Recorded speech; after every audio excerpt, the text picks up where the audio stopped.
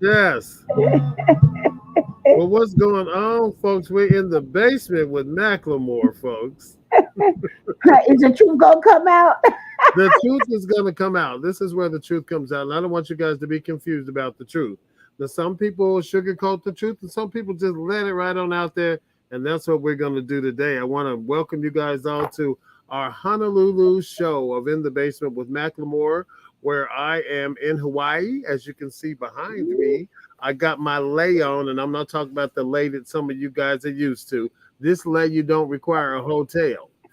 You can just put it around your neck. So you guys stay tuned. Today we have an amazing show. We're going to get all political today. We got our musical guest, Tyra D, who's going to be giving us some performance later on. And we have the U.S. State Representative, Mr. Dee Nix, who's running for that Bobby Russ seat in Congress. We're not talking about at the state level, folks. This is a big show. We're not talking about the little level. We're talking about he's going to be able to make decisions for the country and not for just the city. So I'm excited. So let's bring on my more than capable host all the way from the sunny shores of Trenton, New Jersey, my bestie, Steve Dunagan. Hey, everybody. Hey bestie. Hey, brother. How are you? Hey, Miss Katie. How are you? Doing? Hello, how are you? You know what? I want to do something so I can get out of your screen. Okay. But Bryant, I'm glad to know that you made it to Hawaii. Yes. Mm-hmm. Make sure you bring us some lays back. We might want to get laid. And pineapples. Will do. Again, let's pay the bills. We're gonna Yes. pay these bills, and once we pay the bills, I'm gonna get out this screen and turn this over to none other than Mr. In the Basement with McLemore himself, and of course Stephen. Thank you. Pay the bills first, and Let's pay these bills, folks. Got to pay the bills. Without our sponsors, we're nothing. All right. Transformation is a courageous and necessary act. Set a course for the future. Discover your organization's true potential. Contact Dr. Regina Armour and find the tools, structure, and organizational techniques to improve your bottom line and fulfill your mission. Contact Dr. Regina Armour at The Armour Group. www.armourgrp.net.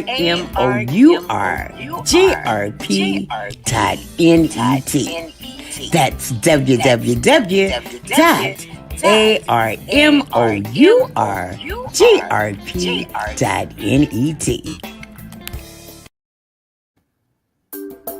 Inspired by capturing people in their natural state, James Washington is Maceo's Photos, a Chicago-based photography studio specializing in portraits, headshots, weddings, lifestyle, and commercial photography.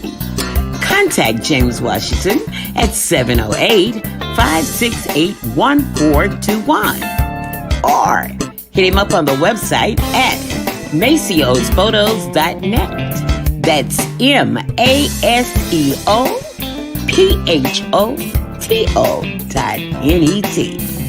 James Washington, Maceo's Photos.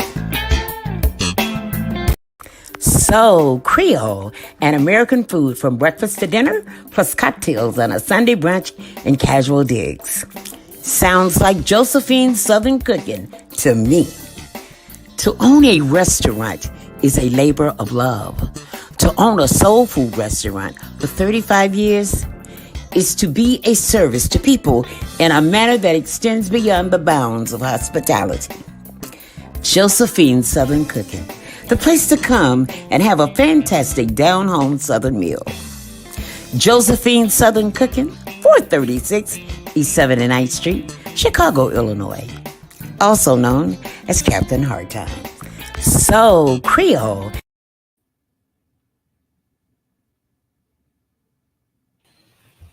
Well, aloha. Hey, buddy. What's up? Here I am. We just had a mini snowstorm Like it lasted about 15 minutes and then it was gone. What? And left us with freezing cold. What's the Yesterday temperature? was 40. Thursday was 60. Oh my God. How crazy is that? How You crazy. remember you and I talked about global warming and that you wanted to be the first person to take a slap at whoever's face that didn't believe in it, and I'm right in line with you. A nice fat country slap in the face. I'm No way. I'm not too far from two to the body and one to the throat. You know Mhm. what I'm saying in a wrestling term. So I actually hear that you became a great uncle again. I did. We welcomed Amaria Serena. Serena's my grandmother's middle name. Oh, On the same date, February 13th, as my Aunt Linda. oh wow. So I didn't know. So you're talking about Grandma Strickland's middle Strickland. name was Serena? Yep, Vivian. Vivian Serena Strickland. Yeah. That's amazing. So how many great nieces is this for you? So this is 2. One last year, one this year. To Well, my youngest niece and my youngest nephew. Shout out to congratulations. Love you. Yeah, Uncle Bryant loves you guys too. Welcome to the planet, little lady. You'll be able to look back on this radio show and see that we welcomed you in the basement with McLemore, with your Uncle Bryant and your Uncle Steve. Yes. So we are still in the midst and the throes of Black History Month. So, I think Black History Month is actually shortened to the shortest month of the year. It's only got 28 days in it. Why didn't it give us one of those months with like 31 days? I think we deserve that last too.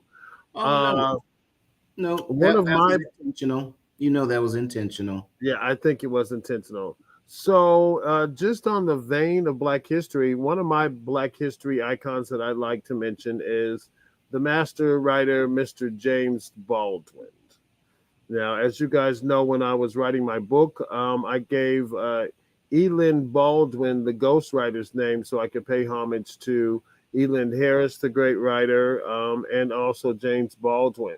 Just some of your Wikipedia facts. I mean, you guys can go to Wikipedia after the show and find out that James Baldwin was actually born in August, Stephen, your month, on August 2nd, 1924.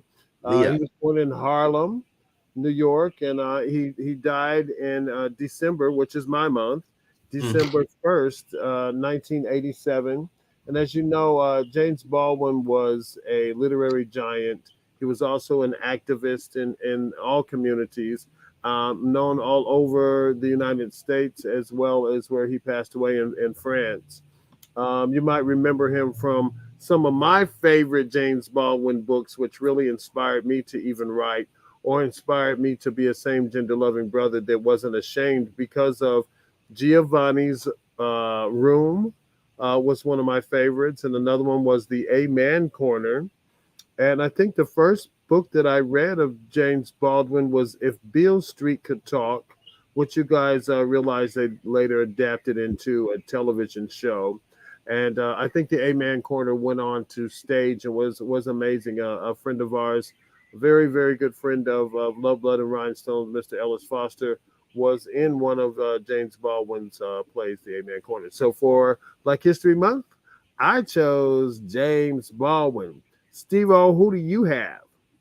I see. So there's so many, thankfully, there are so many choices, and I kind of went around the Googler, as Wendy Williams would say, the Googler, and right.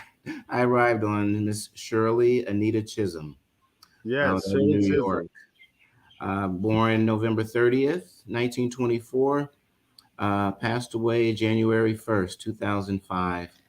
African-American politician, educator, author.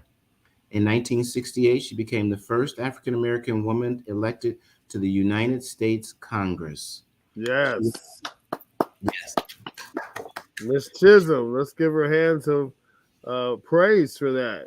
Yes. She represented New York's 12th Congressional District, a district centered in Bedford-Stuyvesant area of Brooklyn. She served 7 terms from 69 to 83. And in 72, she became the first African-American candidate for a major party nomination for President of the United States, running under the Democratic Party. Wow. Yep. She retired from Congress in 83, taught at Mount Holyoke College. She was famous for leading the expansion of food and nutrition programs for the poor before rising to party leadership. She was nominated for an ambassadorship in 1993, but because of health issues, she had to withdraw. And in 2015, Ms. Chisholm was posthumously awarded the Presidential Medal of Freedom. Wow. In 2015? In 2015. Wow. Yeah. That's quite a lineage to leave behind for African Americans, and especially not only being an African American, but being a Black woman, and totally at that time, it must have been a political arena of sharks, white sharks that were just ready to pick her bones dry. And then she persevered until, of course, the end of her life. So that is amazing. So you guys go to hey, Miss Regina Armour. She's saying, hey, Uncle Bryant, which means she's on watching the show. Nice. I want you guys to go to Wikipedia yourself and not only look up these two African-American history makers that we're hosting for today, Mr. James Baldwin and Miss Shirley Chisholm, but find some of your own unsung heroes. And, we'll keep Black History Month going for the rest of the year if you guys want. Me and Steve can do what we want on the show. So we will, sort of put that into our curriculum for unsung heroes in the African-American community. And what a perfect segue, Shirley, for Miss Chisholm. That's a perfect segue for our next upcoming guest. Steve, why don't you do the honors? I most certainly will. Excuse me. Mr. Dee Nix is, again, as Bryant mentioned, he is running for the U.S. House in Illinois Congressional District number 1. There are 16 candidates, and he is one of 16. I'm sorry, there are 16 Democratic candidates. Right. Strangely, only 2 Republican candidates. So apparently there will be a Democratic candidate that will win. Right. We're hoping that it will be Mr. Nix. Just a little background on him. He has a bachelor from my alma mater, Roosevelt University in Chicago, and he has his master's from DeVry Keller School of Management, and he has worked as an educator for the last few years. I went to his page, and just a couple of things I want to pull out, and I hope he is fine with this. 3 key messages that I pulled from his bio, and his not just his bio, but his promise. Yes, his promise to the community. 1, I lead with integrity. 2, I lead with empathy and compassion. 3, I am the example of possibility. Great. I like that. I like the way that feels. Yes. It feels down to earth, and it feels like somebody that is obtainable. And of course, once you guys meet Dee Nix, you'll understand why we're saying that not only is he part of our same gender loving community, which we wrap our arms around every single show, not only with both of your hosts, but with most of our hosts in the past, and hopefully most of our guests in the future. So without further ado, why don't we give a big round of applause for our U.S. State Senate Representative, Mr. Dee Nix, and we'll bring him out of the back room. Hey there, handsome. How you guys doing? Thank you guys so much for having me. You are so welcome. Welcome, and nice to see you, and nice to meet you, Mr. Nix. Thank you very much. So let's just dive right into it. I mean, your bio and your resume speaks for itself. I'm so pleased that we could have a candidate represent us, because we're getting behind you, boy, 100%. I appreciate everybody that sees the show and hears the show. We want them to just know that you are down to earth, You're from Chicago. You're a product of the South Side of Chicago, if I'm correct. For the most part, I grew up in a place called Jewtown, if y'all remember that, but we don't have it's no longer in existence. But Jewtown is the area that I grew up in. Yeah, A lot of memories from Jewtown. A lot of Polish, a lot of Polish sausage memories. Yes, you know what I'm talking about then. Yeah. Is that down around the UIC Center in Roosevelt where we used to pull off the freeway and get the Polish sausage with my grandparents? Yes. Mm-hmm. After and leaving you go to the market warehouse. right there on Maxwell Street, get you a couple of items of clothing and socks and things. Yeah. Yeah. So, did you ever party at the warehouse or the power plant or the generator or any of those places back in the day? So, because of my age, around 2 or 3 of the generator, I am familiar with. Around 2 or 3. The beginning of the generator, no, I did not. I was a late bloomer, but I believe it was the second wave of the generator. In my mid or to late 20s, it was back out over on off of Lake Street on Halsted. Yes. Yeah, that used to be our stomping ground.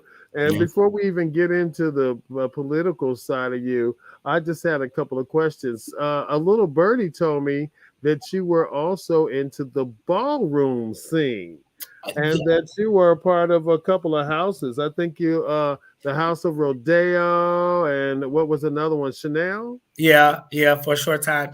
Yes. So I'm retired from that scene, but I was a part of that scene. It is a part of my life that made me that made me kind of who I am. The drive to do what I want to do. It really came from that era in my life. I do want to say something because I want to make sure that we correct it before we keep going. Is that I'm running for the U.S. House as a congressman for the 1st Congressional District, not the Senate. Okay. At my interview, I just want to make sure that we state that so people know how to look for me as well. But yes, that was definitely a part of my life that I would do it all over again. Sure would. Wow. Do you still have that group rallying behind you now on your political walk? Yes, I do. We're looking to the Midwest Awards Ball, which actually started when I was in the ballroom scene. They will have a ball shortly, and we're looking to see how we could get some of those folks registered to vote. And that demographic is just really, of course, I want people to vote for me, but it's just really, really important that people register to vote, that these folks even know how to register to vote and where they need to go and vote so their voices can be heard, especially with everything that's going on right now in our community and what we're fighting for and trying to get done down in DC. Yeah. So I think that's the most and as time goes on, we'll want to make sure that you feed us that information so that we can get everybody out to the polls. And I think what the primary is, June 28th? Yes, June 28th. So what Steve was saying when he said 16 and 2. So the district, like Steve said, you're very smart, Steve. It's very true. It's definitely going to be a Democratic person. It's historically Democrat. It has not been for over hundreds of years. It's been Democrat. So definitely a Democrat will get in that office. And it will be you. Yes. And it will be you. And the reason why I feel that that's so important is because I did not wait for Bobby Rush to step down before I stepped up. I stepped up a year ago, actually, February a year ago. I stepped up, had my first announcement that I was running for Congress. Once he announced his retirement, then we had about 10 people that started to run in the office outside of the original 5. So forgive me, for not being as politically astute as I would like to be, and I've actually gotten better, since I've been voting all my life. It was a big thing, back in the 80s and even before that, was that you had to have a driver's license for 1, you had to have a library card for 2, and you had to have a voter's registration card for 3, and then you were a real human. So even then, we would vote Democratic just because Black people, normally voted Democratic, and we would put these people in office and then wouldn't expect them to live up to what we voted them in for. What would be different about you once we get you into office? What can we expect not only for our same gender loving community, but just for people in general and people of color. What would you bring to the table? One big thing that comes to mind in the beginning is something that really irritates me about political figures when you cannot actually get them on the phone, or you cannot actually get them, your representative, in an email. It's not actually them. So I would just start with that small portion there.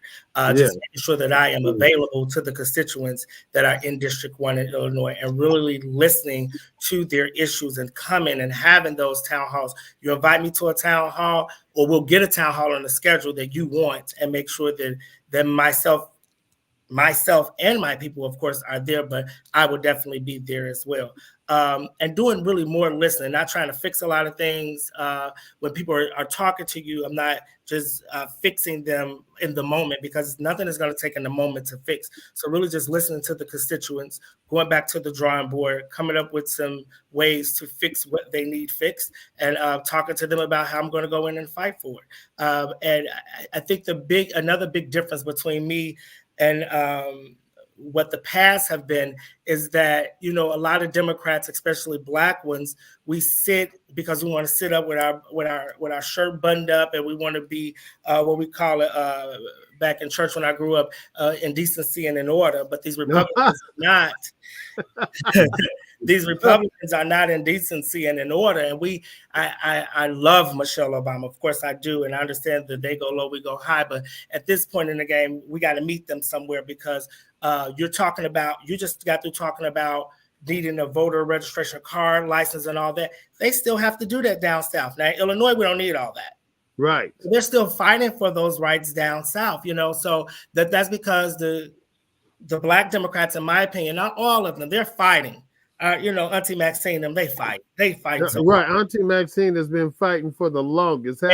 She's a rebel, right? So yes. I mean, people need to follow her. Like, stop. Yeah. We do need to be professional, I believe, but we got to come hard with these Republicans and get what we need to get done. As the motto for the Democratic Party is "Build Back Better," and so that's what we need. That's what it's going to take for us to build back better. I think that is amazing, and there needs to be more townhouse meetings. There needs to be a way to get people. I don't give a damn if we have to have a rap concert or Cardi B or whatever, to get young people in, to get our transgender in, to get our LGBTQ in, to get them in the right place in order to educate them, and whatever it takes is necessary to build an army, because that one finger is going to do nothing, but with the fist for what we are, we put people in and we take people out. And I think that it is it's high time for us to stop fighting stuff that's been on the books. I mean, right now, aren't they trying to take away rights that we fought for literally in the 60s, that people died for and got dogs put on them? Aren't we still fighting some of those same battles right here in 2022? Yes, it's really crazy to me that we're still fighting those same battles when it comes to voter repression, when it comes to women's rights to their body. Like, it makes no sense, So and the difference between the Democrat Party and the Republican Party, because on this trail, it's a lot of teaching people what's going on. So oftentimes Democrats do like the government to be more into our business or help us out a little bit more, and Republicans do not. But I'm in the middle, right? But some things like voting rights, that should just be written on paper, and we should be done with it. And be done. Like, it be done. There's no reason. A woman's right to her body, we're done with that. That should be done. No white old man who probably ain't seen a vagina in about 30 years should be sitting up telling a woman what she can do. Thank you. It doesn't make sense. With her body. It doesn't make sense. It doesn't make any sense. It doesn't make any sense. I've got a couple of questions for you, Mr. Check. Are you D? Mr. Nix, what do you prefer? Mr. D, what do you like? Dee Nix is fine, or D. Dee Nix is fine. Dee Nix. Okay. Question. Bryant mentioned the transgendered community, and I work in public health, and we're always addressing communities that are maligned and ignored, and they have health disparities and all kinds of disparities. Mm-hmm. So let's look at the transgendered community, and you as a politician, of course, are responsible for trying to please everybody in your district, but we know we can't do that. How would you approach the transgendered community in your district? Yes. All right. So I want to go on record first saying that I will not be able to please everyone. That would be, I'm not Jesus. That would not be, I would not be able to do that. And I do want people to understand that the next person coming to this position in the state of Illinois in the 1st Congressional District will be a freshman congressman or woman. Hands down. So we all are starting at ground zero. This is a brand new thing for every single person. I want to say that. But when it comes to the transgender community, I had a town hall with one of our, with Bebby Ross, which is, I call her my little sister. She's also was the spokesperson or the face for PrEP when it first came out. And Bebby is the first person out of all of my years, because, back when I came out, you could barely say you was out. And so gender really wasn't something it was there, of course, but it wasn't something that you really spoke on or things of that nature. And Bebby was the first person that really made me feel comfortable, because I watched her actually go through her transition. And so talking with her last week, one thing that she spoke about was access and having access to healthcare. Because in all actuality, we're not where we need to be, but I believe in the LGBTQ community and the Black community, those that are low socioeconomic status. There are ways in the healthcare field where you can actually get the help that you need, excuse me, and the help is there. But it's about that access. How do we give them more access? They're getting ready to do a whole center on the southeast side, like they have up north on Horse. Yes. That is something that I am in people's ears about. I wanted to be on that board. I want to make sure that it goes through on the education front. So protecting them right now, the biggest thing that she talked about was protecting them when it comes to sex work. And the way, now I want to take it another way. Now, I'm not saying that we're going to make it legal, right? But what I am saying is to give them access to jobs and what we call a normal life, where trans men and women don't have to sell their bodies to get to eat and to live. Now they could be into the general society and live just like the rest of us do. So that's a big fight for us. And you know what? So someone, I didn't get the wording, but one of our viewers on, I guess they came out of Facebook, said that a lot of the Democratic African-American people, it says local municipal Democrats need to do more to help lift the Black communities in cities like Chicago, Philadelphia, etc. Many of them are out clout chasers and trying to line their pockets. Whatever that is, you are correct. Yeah, they didn't put their name. I'm looking at their comments on Facebook, and I wanted to get that one because it's very poignant and right to the point. Yes, and you got somebody, like you said earlier, you're walking around in a nice suit and a nice tie, and you're smiling and you're waving, and as soon as you leave the room in the arena are people who are basically starving for your help. I'm not necessarily, and could be starving, period. And then like you said, you can't contact them. You don't know where to go to get them. There's no town hall meeting until the water's bad, or something needs to be torn down or something major like that. And we're really, really back at grassroots. And I wanted to piggyback on what you just said, and then I'll turn it back over to Steve. I wanted to piggyback on the fact that I've interviewed several people, not just on the show, but off of the show, that are from the trans community, who basically, a lot of them, even as young people, were thrown out of the house, because of the choices they made. They did not have an ID. They didn't have their birth certificate. They didn't have social security cards. They ended up, falling victim to a group of people that were like them and calling a man a mother because they'd lost that, and then they'd lost their religion. And so politics is so far down the line, with all those other losses, and with not being able to go into a Macy's as a transgender woman and just get a job without somebody finding out and then later on saying, oh, child, she was a man. Okay, so what? Does she sell perfume? Does she, is she doing your eyebrows right? I mean, is the girl stealing? You know what I'm saying? So, like, those are leaps and bounds. And I really appreciate you for touching on that and knowing that that is a grassroots problem that we can fix. Yes, absolutely. Yes, it's absolutely a grassroots problem that we can fix. And thank you for piggybacking off that. I know that you guys have a user that stated what they stated, and I need to just give like 30 seconds of the Black communities in the cities like Chicago and Philadelphia. And so we have aldermen in Chicago. If you're from Chicago, we have aldermen in Chicago. Those aldermen cannot declare a party per se, Republican or Democratic. But most of them are Democrat, right? However, that is a big fight that I'm going for anyone that's in my district. That could hurt me in my campaign, though. But let me tell you, you cannot have a felony in Chicago to be an alderman, but you can to be the mayor. You can have a felony and be the mayor. So the aldermen have the power. The aldermen have the power. The aldermen they're the ones that say yes or no to charter schools. They're the ones that say yes or no to liquor stores. They're the ones that say yes or no to mom and pop stores or to the big corporations. The aldermen are the problem.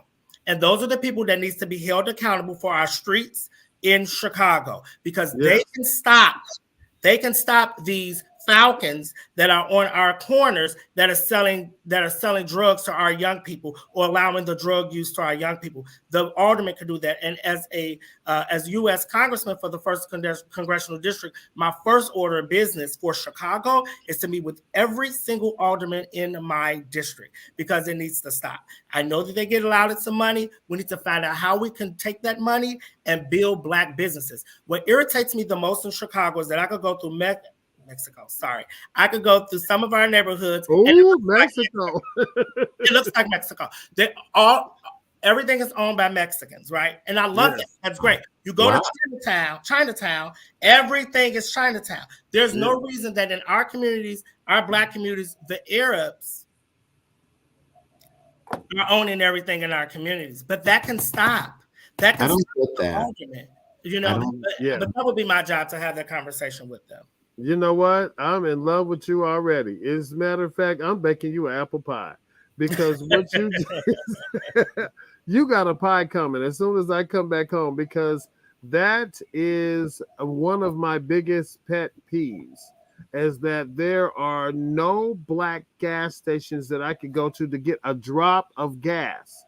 If I wanted a drop of gas in my neighborhood, there isn't one Black grocery store on my side of town that I could go to if I want to get a tomato. If I could go somewhere to get Black hair, and it's owned by the Asian community, and there are no Black people selling the Black hair to the Black people in the Black neighborhood. So my submarine shops, now, Black people, we love chicken, we love fish. Why is the sharks not owned by us in our own neighborhood? Thank God for Harold's, though. Okay. If it wasn't for Harold's, baby, if it wasn't for Harold's career, we would be stuck in a rut. Yes. So I want you. I want to table this communication because we're going to get back. But we've got a young lady that is waiting in the background to perform for us. So Dee Nix, I want you to be around because this is for you. We had 2 performers and 1 person dropped out. So you'll be back on the show as our family member, our family congressman. Hey, Bryant, so don't go ahead, Steve. I'm sorry, you had a couple more questions. No, go ahead. Well, let me get this one, and this is very important. Yeah, get whatever you have out. I'm jumping the gun. Go ahead, brother. We this is our show. We do what we want. What areas of public policy are you personally passionate about? Besides the ones you just told us, and that was great. On the top of my list right now, education is always huge for me because I've been an educator for just about 20 years. So any of the bureaucracy in education is really, really, really, really huge to me. But right now, what I'm really focused, one thing that I have come to grips with and I've been sitting at the table with people and focusing on is this universal basic income structure. for qualifying individuals in the first congressional district. I know some other congressional districts in other states have been looking to put this in place into the and get it approved. And what that basically is what I know is that in our district, 20% of our people are living below the poverty line, and that is that's higher than the United States. First of all, second of all, that's the highest in our state when we think about the other congressional districts that are surrounding the first district. And what's really troubling is that the three top demographics of people that are in there are all women. So they're women 18 to 25, women 25 to 55, and then women 55 and older that is in that 20%. That's the biggest demographic in that 20%. So I'm looking, so even before the pandemic, just systemically, a lot of our folks have been, our marginalized people have been without the income that they needed, the resources to get the education, to get the income that they need. So what I would like, and then the pandemic happened, and it's even worse. So what I would like to do is focus on giving them a universal basic income of $1,500. We have many countries that do this, and they don't have these issues. I think that we are almost there, though. We are almost there. We're almost there with a lot of things, but the Democrats got to stay the course. They have to stay the course because we have 50 of those fools that was involved in the insurrection on the Capitol running for office. Right. So we have to fight. We have to be those AOCs. I know people don't like her because she's straight to the left, but AOC is, I like how she does things. I like how she does things to get things done. Yeah. I wanted to chime in. We have another Facebook user, one of our show favorites, Miss Lori Williams. She says the Chicago aldermen do not do enough in Black neighborhoods. They need to use the annual $1 million allotment of economic development. Some are elected year after year. Most look the same as they did 20 years ago. Or they walking around and I got an issue with this with educators in the building too. You walking around with Gucci and Louis Vuitton, but you're sitting here and your constituents can't pay their bills. Your constituents are 20% below the poverty line. That does not look good. But you get this $1 million economic development money every year, and you're really not focusing on your community. You're focusing on you. That is right. Focusing on you.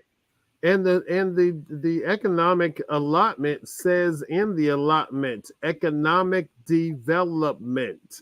It says it right there that's what the money's for. And then if you're not using it for that, then what's the point? And like she said, you're looking to say you're smiling and waving and carrying on. You look fabulous. You got a building. You got renters that you're a slumlord. And it's just all this ill-begotten gain. Steve, you had another question, I think.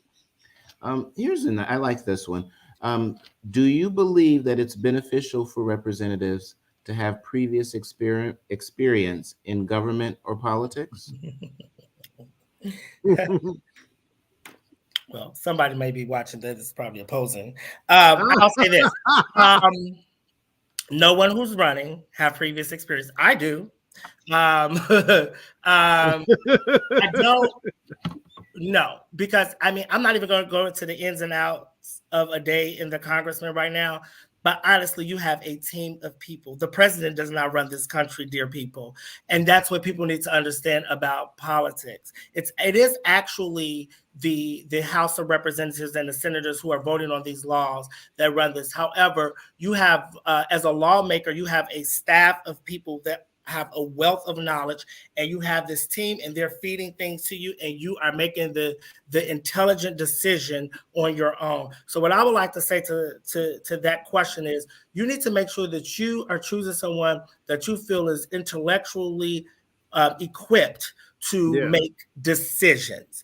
Intellectually equipped to make decisions. And the reason why I chose the slogan, the example of possibility, because I feel like I'm going in first and foremost to as a representative of Black men, because at the end of the day, before anything happens, when the police pull me over, they see Black man. They don't see they don't see my degrees, they don't see my religion, they see none of that. So I'm going in as a Black man. Second, I'm going in and represent those those single teenage mothers, because I'm a product of a single teenage mother. She was 16 when she had me, 15 when she got pregnant. Secondly, I am going in to represent the LGBTQ community, and I'm going in to represent those that love Jesus. Yes. Yeah, or those that those that are just religious folk. Like I am going in. I am the example of possibility. My father is a Muslim. And not Louis Farrakhan type Muslim. He is an Orthodox Muslim, right?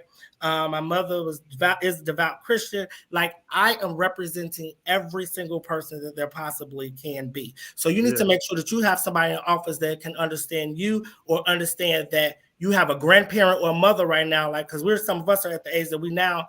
Well, my mother's younger because she had me young, but my friends are taking care of their parents at this time. So I have to understand what they're going through too. Like, oh, they don't have this, they don't have that. Oh, I need to fight for that, because if they have this, they'll have a better quality of life at the end. So that's what you need to really look for. Someone who understands where you're coming from, or where the majority is coming from, a well-rounded individual with intellectual ideas.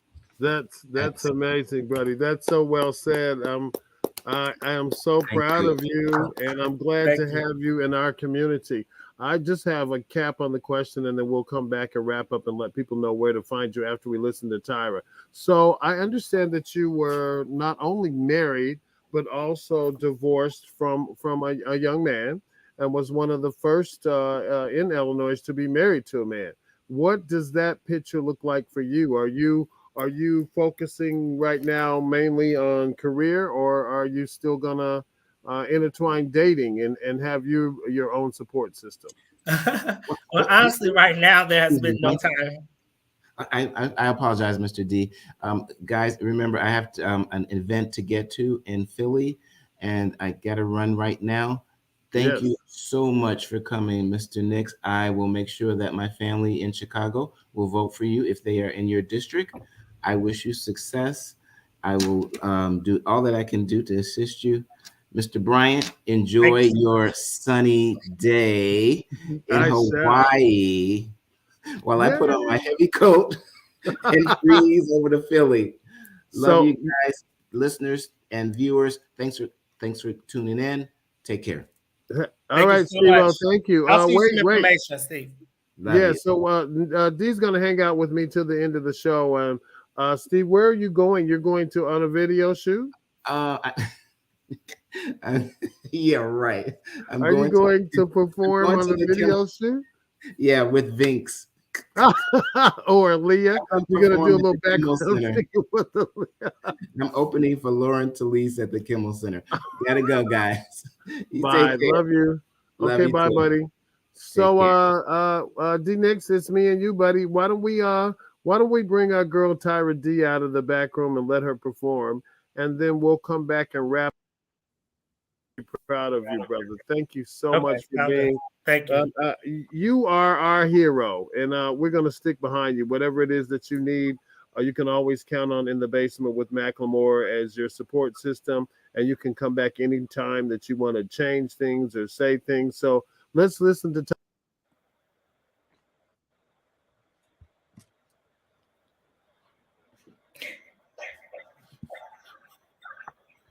Come on, Tyra, do your thing. Introduce yourself. Hey, perform. Hi, my name is Tyra D. If you want a little intro, Bryant is back. Oh my God. Hi, Tyra.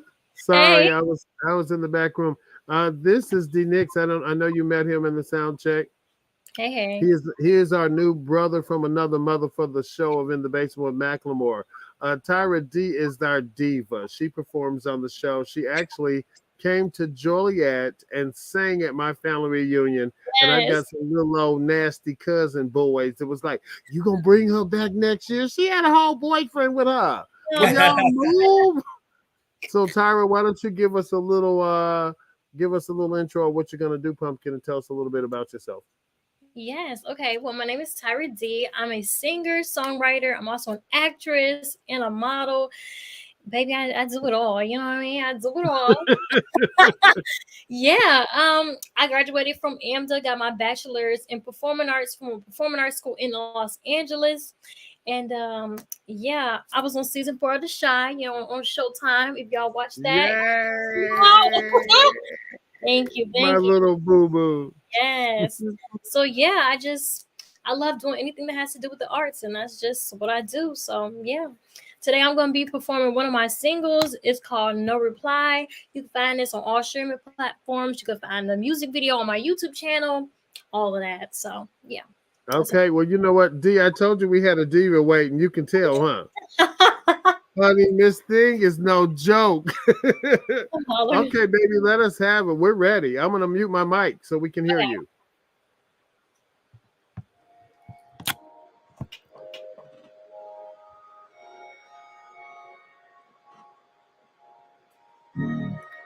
You got me up all day and night, just waiting on a reply.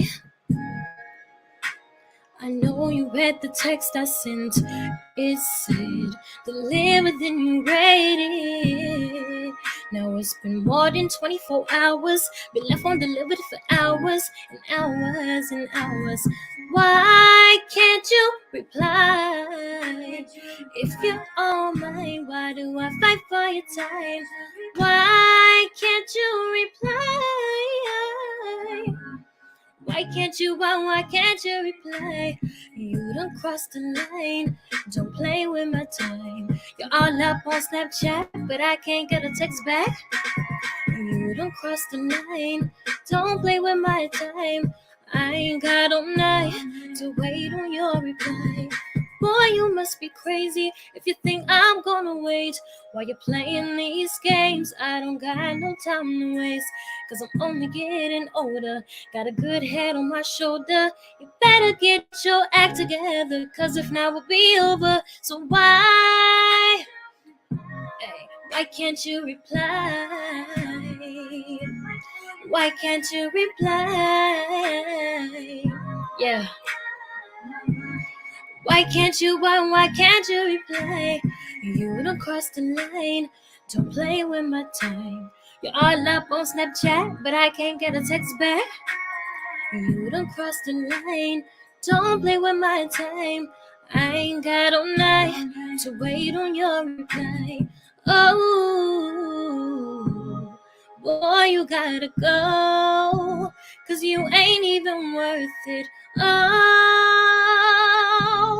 boy, you gotta go, 'cause I don't deserve this. Why can't you reply? If you're all mine, why do I fight for your time? Why can't you reply? Why can't you reply? You don't cross the line. Don't play with my time. You're all up on Snapchat, but I can't get a text back. You don't cross the line. Don't play with my time.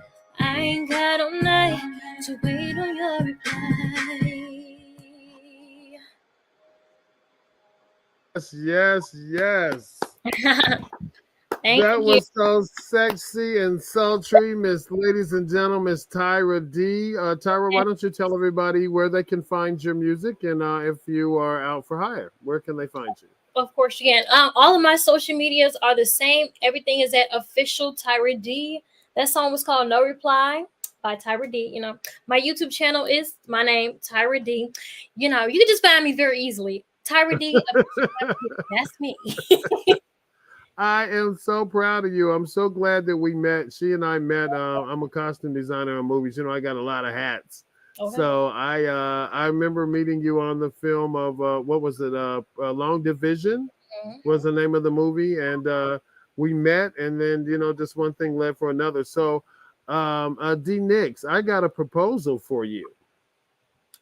I think we need to set up a campaign listening party, and I will rally all my troops that are performers, and we'll have entertainment, and we will sign them up to vote. We will get whatever campaign badges you're out there. We'll run some free campaign folks that we can get folks to canvass the neighborhoods. What you think? I like that idea. I really do. Tyra, first of all, your voice is beautiful. My first love was always music. I have worked with a lot of people, and I was in the music business for a long time. So you sound really, really, really great. Seriously. Thank you so much. Absolutely. I was thinking like, oh man, how can I bring her on stage? And then I was going to ask, where are you from? Chicago. Okay. Well, just give me her information. Yes. Wait, Dee How old Nix. are you, Tyra? How old Can are I? you? Guess. 23. Oh, you weren't supposed to say it. He was supposed. Oh, are you 23? Or younger? Yeah. Okay. Oh yeah. Okay. Let's talk. Okay, so D Nix, Absolutely. let me tell you this. Every one of my shows for the last year and however many months we are has had this type of entertainment always at the end of the show. So I can bring all of the friends from the basement with McLemore to your aid, and we can do a fundraiser, right, Tyra? We can set it up, lights, action, camera. I want you guys to look forward to Dee Nix, who's going to be interviewed on my other platform, Love, Blood, and Rhinestones. So not only will you be able to go to your streaming devices after this show and see our interview, our performance with Tyra D and Mr. Dee Nix, how can they contact you? Oh, for me, www.dnix.org or my Instagram and Facebook handles are DNix, DNix for Congress. That's DNix FOR Congress. DNix for Congress. DNix is also spelled DEENIX. FOR Congress is how you can find me. I was actually about to ask Tyra that too. How do you find her? Yeah. She's Tyra D, and I will forward you her phone number Tyra when D. we get off the show. I'll text you her number. Lori Williams is asking, what are the boundary of Mr. Nix district? Is that Yes. an appropriate? What are your boundaries? So the boundaries. So we have the boundaries is from like, well, they just in November they changed the boundaries, but it's like from some of Bronzeville, which is some of Bronzeville through now it's all of Hyde Park, all the way to the southwest. You're going to go through. We don't go through South Shore, but we do cut through Inglewood over to Evergreen Park and out to Joliet. Joliet is the end of the line for those who need to vote. Who's in the first congressional district? But you also can find out if you're in the first congressional district just by putting Googling what's my district, Illinois. And then you can find out as well. But the district it's kind of far. It's from the south of Chicago to the southwest, and then through the southwest suburbs. Okay, so you'll be over there where my mama is. My mother lives in Joliet. I heard you say something about Joliet, so when you come back, we definitely have to speak because honestly, a lot of times out there, they're not doing a lot of voting, especially in this primary that is in the midterm year. Yeah. This is not even a primary in a big election year, but these are the elections that really do matter to Generation Zers like Tyra. Tyra is a kid not a kid, you're a grown woman, but you know when I say kid, Tyra, trust me, it is with listen. But I'm saying those are the babies that I taught. And now they're 20 years old, they're getting married and all of this. But those are the babies that really, really do matter. Those are the Zoomers. And I just encourage a lot of my former students and young folks like Tyra that are actually in the entertainment industry. Tyra, I got so many people to introduce you to. But I always encourage them to make sure that their voices are heard. Just if you look at the history of music, I was just listening to Rhythm Nation today, and I was like, wait a minute. This was like a anthem of getting ourselves together here in America.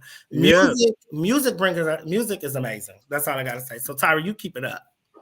Yeah, and you know what? And to just to reiterate, something was. I'm so glad that was a whole human. I heard a big. I'm outside, so I heard like a big sound coming, and it was actually my friend. And I thought, is there some shit over in the bushes?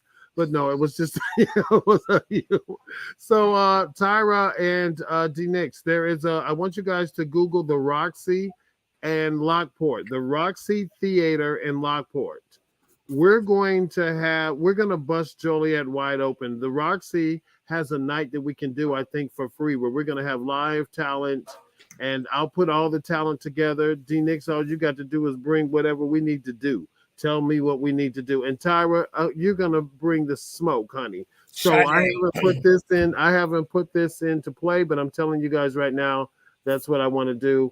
And I want to wrap up the show by thanking Carl Fitzpatrick and his partner Jason for allowing me the opportunity to do my show live from Hawaii, from Honolulu. The house is amazing. I'll get you guys some pictures later, but they've been adoring hosts. I'm about to have mimosas. Oh, And I'll have some drinks for y'all, and I'll send some sunshine back on the plane. But thank you, Dee Nix. Thank you. I'm very, very, very honored to have you on my show, and I can't wait to do our camera interview in the studio. I'll be in touch with Sade to let her know what days we're looking at and make sure that we work that schedule out. Tyra D, I love you, and there's nothing you can do about it, baby. Keep up the good work, baby Tyra girl. D. thank You're you. gorgeous, you're educated, you're sexy, and you have a good head on your shoulder. And you've been on the show several times, and you just get better and better, girl, like a fine wine. So, ladies Thank you and for gentlemen, having me. you're welcome. So you guys stay tuned because next month we're going to be equally excited. We're going to be back on our Monday schedule and not like we are today on our Saturday schedule. We'll be back within the basement with McLemore on the first Monday of every month at 4 o'clock. Thank you. And I'm your host, Bryant McLemore Smith. See you guys. Aloha. All right. Take us out of here, Katie.